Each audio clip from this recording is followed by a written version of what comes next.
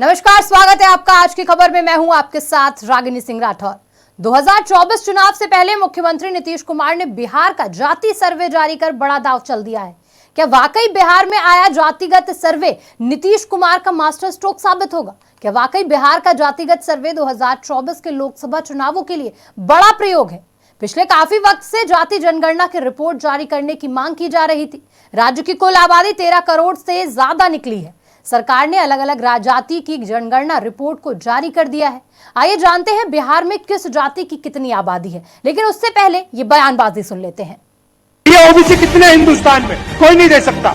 तो मैं ये कह रहा हूं कि अब वो समय आ गया है कि हमें हिंदुस्तान का एक्सरे करना है। ये पता लगाना है कि अगर 90 अफसर हिंदुस्तान को चला रहे हैं और उसमें से 5% भागीदारी ओबीसी को मिल रही है, तो क्या ओबीसी की आबादी 5% है? क्या हो ही नहीं सकता।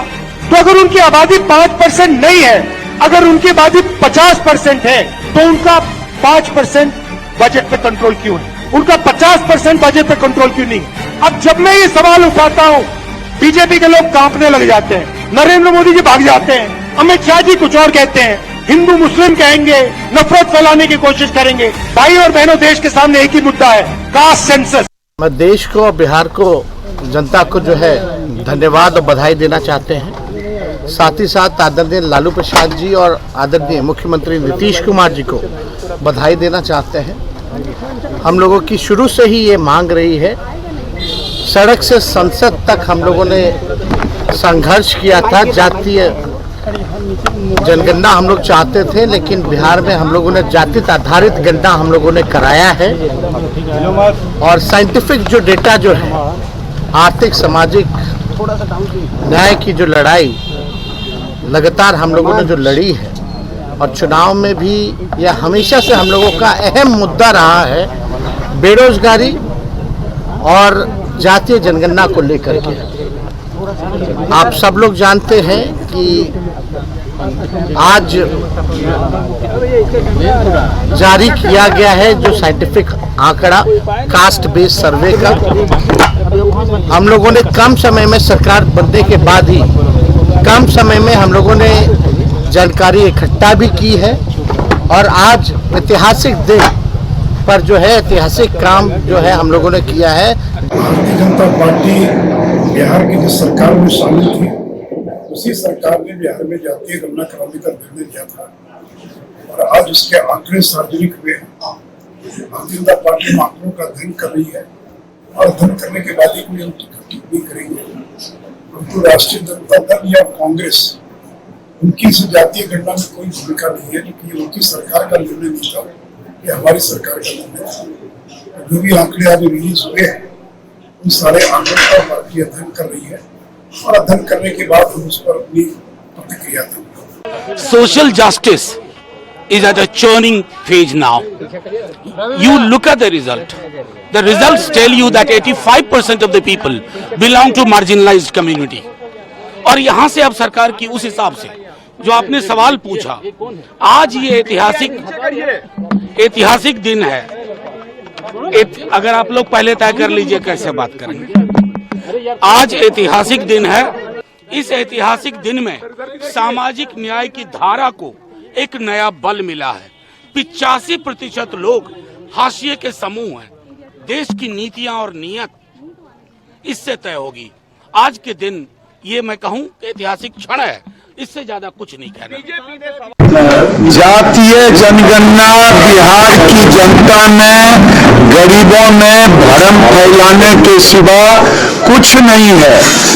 उन्हें तो रिपोर्ट कार्ड देनी चाहिए थी कि 33 साल 18 साल नीतीश बाबू और 15 साल लालू यादव, ये दोनों ने मिलकर राज किया और गरीबों को क्या उद्धार किया, कितने लोगों को नौकरी दी, कितने लोगों की हालत सुधरी, ये रिपोर्ट कार्ड होनी चाहिए थी। अब ये रिपोर्ट कार्ड जातीय जनगणना का देकर के लोगों में भ्रम के सिवा और कुछ नहीं। नहीं, मैंने तो कहा ही था, नीतीश कुमार की सरकार को बार बार मैं कह रहा था कि तुरंत रिपोर्ट जारी करो, और ये आधा अधूरा रिपोर्ट है। अभी भारतीय जनता पार्टी इस पूरे सर्वेक्षण के कार्य को देखेगी, जांचेगी और फिर अपना विस्तृत बयान देगी। लेकिन ये आधा अधूरा है। अभी आर्थिक रूप से, सामाजिक रूप से जो पिछड़े वर्ग हैं उसका तो रिपोर्ट ही नहीं आया। अभी सिर्फ जातियों की गणना नीतीश कुमार जी ने बताया है, वो किस मैकेनिज्म से किए हैं वो सारे रिपोर्ट हम लोग लेंगे, तब फिर इस पर विस्तृत बयान भारतीय जनता पार्टी देगी। बिहार में जातियों की जनगणना रिपोर्ट सामने आने के बाद सियासत तेज है। आइए जानते हैं कि बिहार में किस जाति की कितनी आबादी है। मुसलमान की अगर बात करी जाए तो 17.7%, यादव 14.2%, कुर्मी 2.8%, कुशवाहा 4.2%, ब्राह्मण 3.6%, भूमियार 2.8%, राजपूत 3.4%। मुसहर्रा की बात करें तो मुसहर्रा 3% है और मल्लाह 2.6%, बनिया 2.3%, कायस्थ 0% और अत्यंत पिछड़ा वर्ग जो है वो 36%। यानी कि पिछड़ा वर्ग की बात अगर करें तो 27% है, अनुसूचित जाति 19.6%, अनुसूचित जनजाति 1.6% है और स्वर्ण 15.5% है। इस बात करी जाए तो बिहार की जो जनगणना सामने आई है, जातीय जनगणना, उसके बाद लगातार बिहार के साथ साथ पूरे देश में सियासत तेज है। बिहार में जातीय जनगणना की रिपोर्ट जारी होने के साथ ही सियासत तेज हो गई है। नीतीश कुमार के मास्टर स्ट्रोक का कितना असर होगा ये तो आने वाला वक्त बताएगा, लेकिन आज चर्चा बिहार में हुई जातीय जनगणना पर। क्या जातीय जनगणना नीतीश कुमार का मास्टर स्ट्रोक साबित होगा? क्या वाकई बिहार का जातिगत सर्वे 2024 के लोकसभा चुनावों के लिए बड़ा प्रयोग है? इन सब सवालों पर चर्चा करेंगे। हमारे साथ आज यहां पैनलिस्ट आ चुके हैं। आरजेडी के चितरंजन गगन हमारे साथ मौजूद है, इसी के साथ कांग्रेस से राज शर्मा और बीजेपी से अविरल मलिक हमारे साथ जुड़ चुके हैं इस चर्चा में। आप सभी का आज की खबर में बहुत बहुत स्वागत है। बिहार की जातीय जनगणना सामने आ चुकी है, आंकड़े सामने आ चुके हैं, सार्वजनिक कर दिए गए हैं। बीजेपी से पहला सवाल, सबसे पहले आरजेडी से सवाल लेते हैं। क्या 2024 की चुनावी लड़ाई जाति के इर्द गिर्द घूमेगी? चितरंजन जी। नहीं, देखिए, जात की राजनीति, धर्म की राजनीति यह जो है सो भाजपा करती है, हम लोग विकास की राजनीति करते हैं।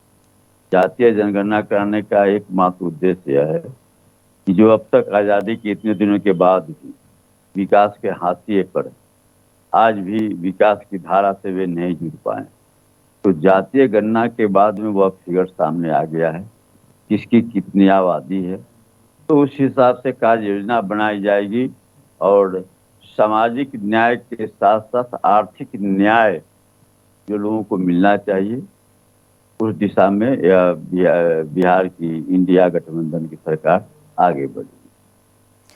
बीजेपी से पूछ लेते यही सवाल, क्या 2024 की चुनावी लड़ाई जाति के इर्द गिर्द घूमे? क्योंकि जिस तरीके से अब बिहार ने कास्ट सेंसस कर दिया है और अब हर राज्य में इसकी मांग उठने लगी है, क्या लगता है 2024 की चुनावी लड़ाई इसी के आसपास होगी?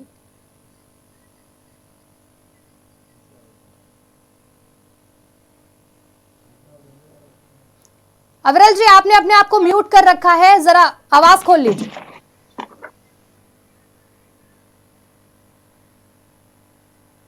जी आवाज आ रही है? जी आवाज आ रही है जी। 2024 की चुनावी लड़ाई जाति के इर्द गिर्द घूमने वाली है क्या?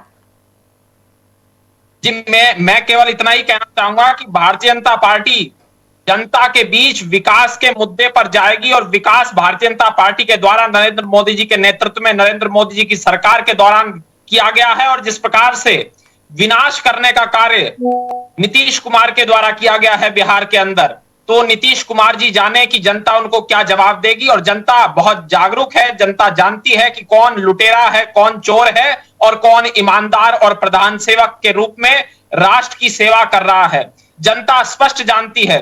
जनता यह भी जानती है कि कौन जातियों में देश को बांटने का कार्य कर रहा है।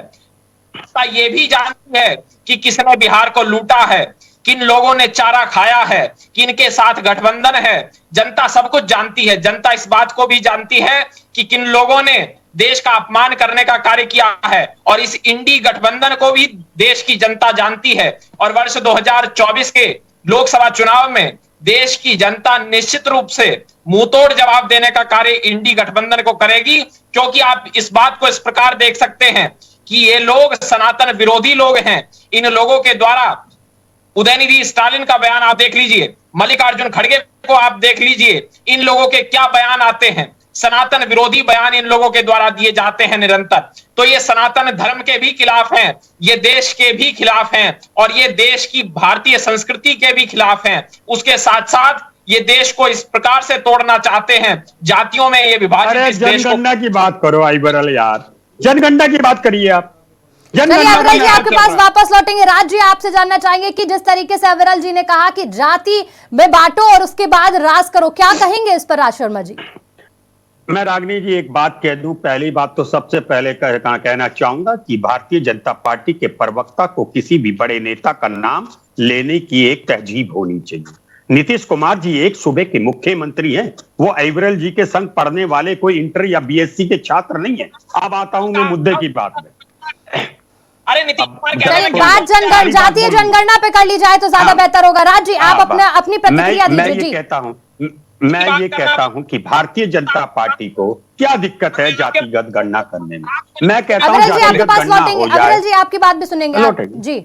आप बहुत उत्तेजित रहते हो आइबरल, अच्छी बात नहीं है। मैं ये कहना चाहता हूं कि भारतीय जनता पार्टी को किस बात की आपत्ति है, इसके प्रवक्ता ये बताएं। मैं कहता हूं ये जातिगत गणना हो जाए, इसमें क्या दिक्कत है? ये तो पता चले कि कौन कितनी जाति में कितने लोग हैं।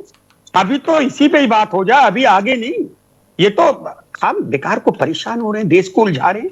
और फिर मैं एक बात कहता हूं, भारतीय जनता पार्टी के जो नेता हमारे देश के प्रधानमंत्री हैं, वो हमेशा तो यही कहते रहते हैं मैं पिछड़ा, मैं वंचित, मैं शोषित, और उन्हें वंचित, शोषित और पिछड़ों की वो गणना कराने में दिक्कत है। तो मैं इस बात के लिए विनम्र निवेदन करता हूं, अगर भारतीय जनता पार्टी पर बोलने दो सब, अभी बोलना, अभी आप ही को बोलना है, क्योंकि जवाब आप ही को देना है जनता को। सन 2014 में बहुत प्यार से चुना था, आप उसी पार्टी के नेता हो जिन्होंने बजरंगबली की जात बता दी थी। आप उसी पार्टी के नेता हो। और एक और बात सुन लीजिएगा, अपनी अंतःकरण की आवाज को सुना करो आइबरल, इतना पहले सोचो फिर बोलो। आप लोगों का दिमाग खाली हो गया और मुंह भर गया, जो चाहे बोलते रहो। और मैं आपको एक आगाह कर रहा हूं कि आप किसी भी बड़े नेता का, वो किसी भी पार्टी का हो, आप तहजीब से नाम लीजिए। ठीक है राज जी, चितरंजन जी आपसे पूछना चाहेंगे। ठीक है राज जी, चितरंजन जी, जाति जनगणना के आंकड़ों को सार्वजनिक तो कर दिया गया है, क्या आप सपना देख रहे हैं कि ये सारी जातियां आपके साथ खड़ी होंगी 2024 में? देखिए, पहले तो जो भाजपा के जो है अग्रज, उनको कहिएगा कि डिबेट में आने के पहले वो डॉक्टर के यहाँ से अपना चेकअप करवा के तब आवे।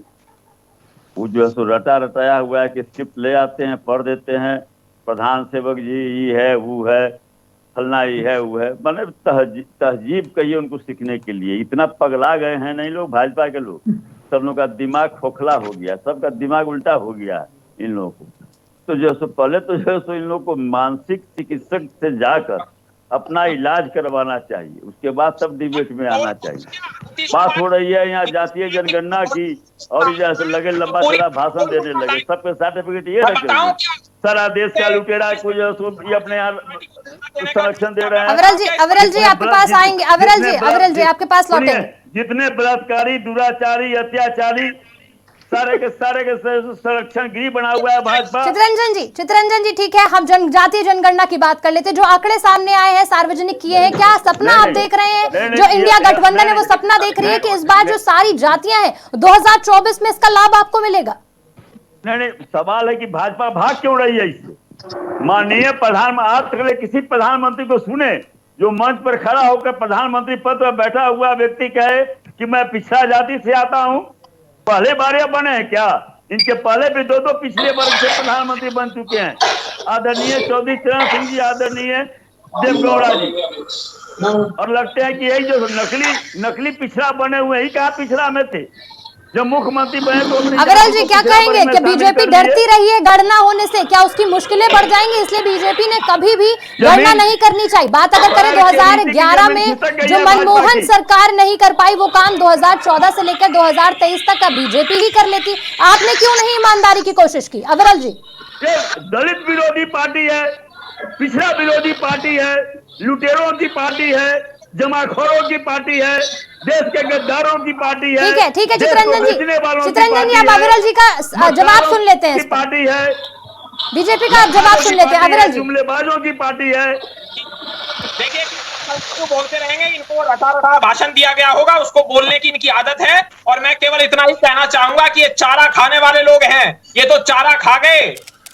ये इन भ्रष्टाचारियों को देश की जनता जानती है। आपने क्यों नहीं ईमानदार कोशिश करी 2014 से लेकर 2023 तक इस जातीय जनगणना की? आप ही बता दीजिए ना अविरल जी। करवाने वाले नफरत और घृणा विभाजित करना इस देश को और डिवाइड एंड रूल की रणनीति के आधार पर आगे बढ़ना तो कांग्रेस की हो सकती है, क्योंकि ये डिवाइड एंड रूल ब्रिटिशर्स की नीति थी। और उसके बाद जो कांग्रेस पार्टी का गठन किया गया था एओ ह्यूम के द्वारा किया गया था। आपको भी मालूम होगा, राज शर्मा जी को तो अच्छे से मालूम होगा। तो एओ ह्यूम के द्वारा जो गठन किया गया था वो एक भारतीय नहीं था। तो अरे मलिक साहब, एक तो पता नहीं कहां से पढ़कर आते हो आप, कहां बोल रहे हो, डिबेट कहां है? कुछ भी इस बात का उत्तर दे दीजिए कि आप डिवाइड एंड रूल के आधार पर चलते हो कि नहीं चलते हो, क्योंकि आप जिस प्रकार से अविरल जी मेरा सवाल आप फिर से एक बार सुन लीजिए कि 2014 से लेकर 2023 तक आपने क्यों नहीं जातीय जनगणना कराई? अब सवाल क्यों खड़े कर रहे हैं? इस जातीय जनगणना को भ्रामक क्यों बता रही है बीजेपी? अरे रागिनी जी, ये भ्रम की पार्टी है, ये भ्रम जनता पार्टी है, इनसे कुछ नहीं होगा। ये इनके पार्टी के जो नेता हमारे प्रधानमंत्री है वो यूट्यूब का घंटी बजवाने में लगे हुए। बताओ भाई। ठीक है राजी आपके पास आएंगे, लेकिन अविरल जी का भी मैं जवाब सुनना चाहती हूँ। अविरल जी क्या कहेंगे? मैं सवाल बार बार आपसे एक ही पूछ रही हूँ, आप कहीं और ले जा रहे हैं डिबेट को। सवाल पे आप एक अपना जवाब दे दीजिए। बीजेपी आखिर क्यों भ्रामक बता रही है? और भ्रामक बता रही है तो 2014 से लेकर 2023 तक आपने क्यों नहीं ईमानदार कोशिश करी? देखिए, हमने तो ईमानदार कोशिश यदि की है तो विकास की है। हमने यदि ईमानदार कोशिश की है तो इस देश को विश्व गुरु बनाने की है। और जिस प्रकार से आज कौन सा गुरु बन गए आप? बेकार की बातें मत करो। विश्व गुरु कब बन गए? राजी पहले जवाब सुन लीजिए, फिर पहले जवाब जी सुन। स्कूल में बच्चों को पढ़ाने के टीचर नहीं है। ठीक है राजी, पहले इनका जवाब सुन लीजिए, फिर आपके पास भी वापस लौटेंगे। जी अविरल।